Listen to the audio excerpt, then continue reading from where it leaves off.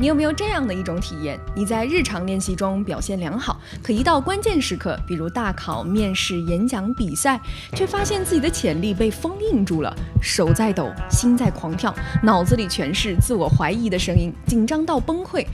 为什么你明明知道怎么做，就是发挥不出来？这种关键时刻掉链子的问题呢，往往不在于技术，而在于心态。今天我们要讲的这本书呢，畅销了50年，被无数的运动员、艺术家、职场人奉为心理圣经，《The Inner Game of Tennis》，中文呢翻译叫做《身心合一的奇迹力量》。它的作者是世界顶级的网球教练 Timothy Garvey。虽然他讲的是运动心理学啊，但是书里的方法完全适用于任何需要稳定发挥的场景。无论你是考试发挥不稳定的学生，还是想要突破技能瓶颈的职场人，还是渴望成为内核稳定自信的沟通者，这本书都能帮你解锁身心合一的状态，让实力100%发挥出来。我读了这本书的英文版，提炼出了最核心的4个方法，今天呢全部分享给你。听完这个视频，相信你再也不会被心魔拖后腿了。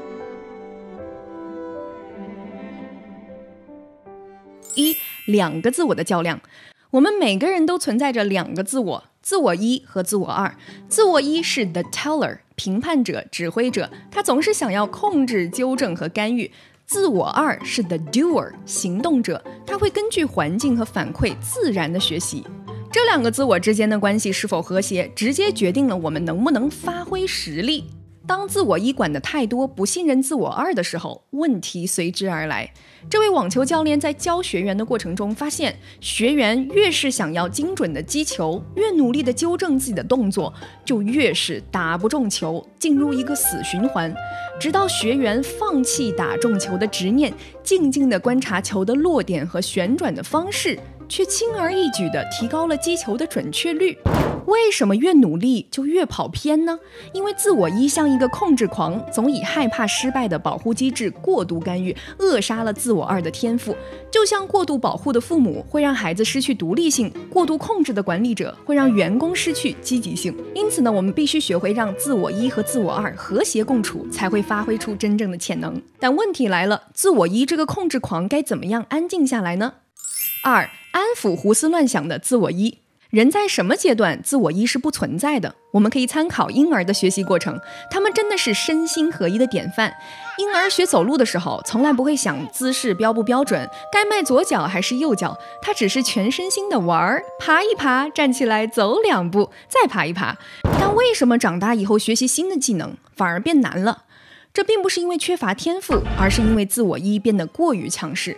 从我们有意识以来，我们就不断地接受来自周围人的反馈，尤其是在人口密度高、同质化明显的东亚社会，考试没考好，立刻就收到来自老师的眼色、卷面上的大叉叉，而且要是和身边的同学有所不同，就会担心异样的眼光。这种经历导致我们在学习和探索的过程中战战兢兢，害怕出错。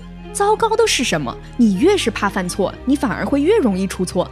大家有没有这样的经历啊？你躺在床上告诉自己快点睡，快点睡，你反而睡不着，精神更紧张了。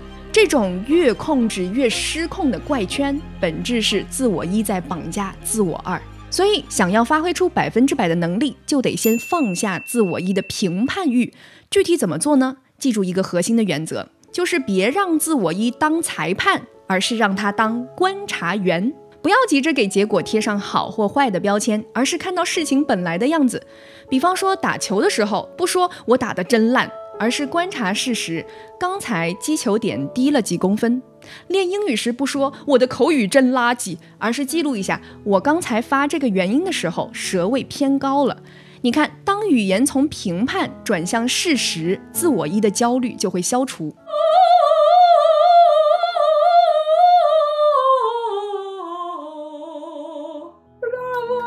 我自己学声乐的过程呢，就是不断克服自我评判的过程。我唱音阶呢，总是很笨拙不灵活，花腔跑不起来，越想控制喉头唱清晰，反而就越模糊越僵硬。我的老师直接戳破真相，他说你的头脑总想要控制不出错，那你就不可能唱灵活。你要相信你的身体， trust your body because your body knows how to do it， 因为你的身体知道怎么做。 Don't micromanage each note. You need to just have an image and guide it from far. 奇怪的是啊，当我脑袋一片空白，什么都不想的时候，光听老师的示范，全凭本能的模仿我老师的声音，我反而突破了技术。That is so beautiful. Yeah, do you notice it too? 渐渐的我发现啊，任何学习表面上是在学技术，实际上是在修心。就像这本书里所说的，你要允许自己观察失误，但不要陷入评判。就像园丁种玫瑰，你只需要静静的浇水施肥，等它开放，没有必要去咒骂和数落它。我特别喜欢书里写的这一段话。When we plant a rose seed in the earth, we notice that it is small, but we do not criticize it as rootless and stemless. We treat it as a seed, giving it the water and nourishment required of a seed. When it first shoots up out of the earth, we don't condemn it as immature and underdeveloped, nor do we criticize the buds for not being open when they appear. We stand in wonder at the process taking place and give the plant the care it needs at each stage of its development.The rose is a rose from the time it is seed to the time it dies. Within it, at all times, it contains its whole potential. 所以呢，当自我一不再苛责自我二，你就像撒欢的孩子，把本有的潜力释放出来。3. 自然学习信任自我二的惊人能力。你有没有想过，为什么婴儿不用背语法书就能说出地道的语言？为什么小猫看到母猫抓几次老鼠就自己也能抓老鼠了？这就是刻在 DNA 里的自然学习能力，但我们却在长大的过程中被驯化的忘了怎么用它。我们的教育呢，总是强调理论灌输，违背了人类的学习机制。理论知识从哪儿来的呢？不就是别人从实践中总结出来的吗？因此啊，有效的学习应该是经验先于理论。高维教练认为呢，过多的理论教学反而会对网球学习不利。他发现啊，他每次详细的讲解技法纠错的时候，学员的球不是出界就是下网。但是当他不做解释，只是挥拍示范，让学员留意一下击球的声音、球拍碰到球的手感，他们很容易就打出了一样的漂亮弧线。这就是自然学习的魔力，少控制，多信任。你要相信自我二具备本能的学习智慧。书里写道 The less instruction interferes with the process of learning built into your very DNA, the more effective your progress is going to be. Said another way, the less fear and doubt are embedded in the instructional process, the easier it'll be to take the natural steps of learning. 其实这套学习方法适用于任何技能，拆解开来无非就是3个步骤：观察、实践和感受。就像球员先观察教练挥拍的节奏，再上手感受一下球拍触球的震动和声响，逐渐找到手感。自我一呢，构思好要打什么样的球，然后完全信任自我二去实践。这个时候呢，球拍就变成了手臂的延伸，球路会跟着直觉走，进入超水平发挥的身心合一的状态。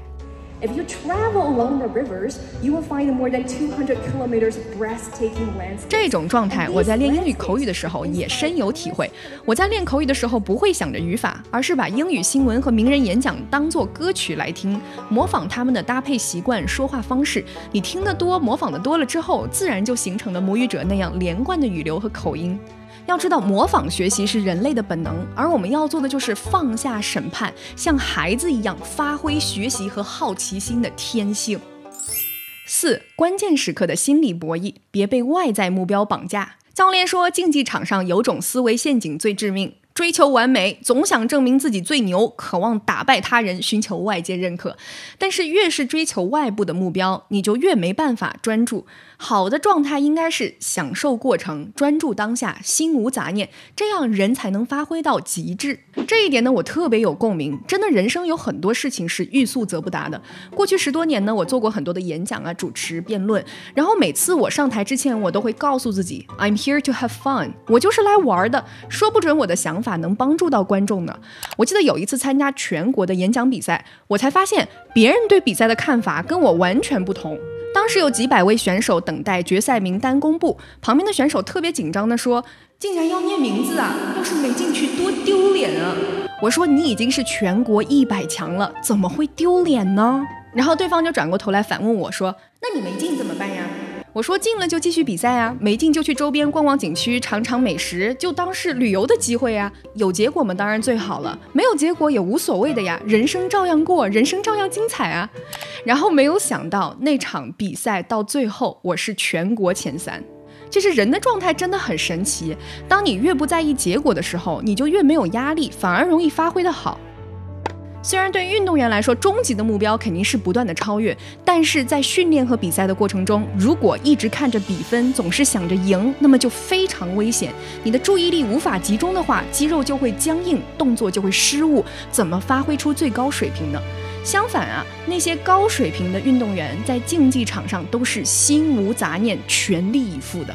所以竞争看起来是在和他人的较量，实际上是克服自我的心魔，自我超越的过程。书里写到了这样一句话 ：Reaching the goal itself may not be as valuable as the experience that can come in making a supreme effort to overcome the obstacles involved. The process can be more rewarding than the victory itself. 总之，别被自我怀疑挡住了你去发光，也别再被别人怎么看绑住了热爱。从现在起，允许自己用一种轻盈自在的方式，重新获得学习的能力，释放出你的全部潜能，投入专注，享受当下，把热爱的事情做到极致。好了，我是爱读英文原版书的夏冰雹，希望这期视频对你有一些帮助。我们下期再见，拜。